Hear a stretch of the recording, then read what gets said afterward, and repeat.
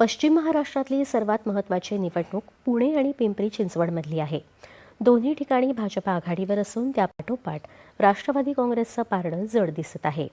पिंपरी चिंचवडमध्ये 13 जागांवर भाजपा तर 10 जागांवर राष्ट्रवादी काँग्रेस आघाडीवर आहे, तर शिवसेना 2 जागांवर आघाडीवर आहे.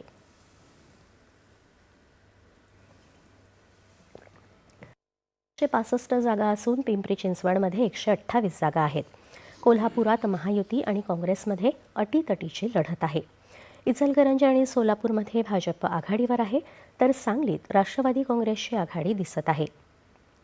अहिल्यानगरमध्ये 68 जागा, कोल्हापूरमध्ये 81 जागा, तर पहिल्यांदाच महानगरपालिकेची निवडणूक असलेल्या इचलकरंजीमध्ये 65 जागा आहेत.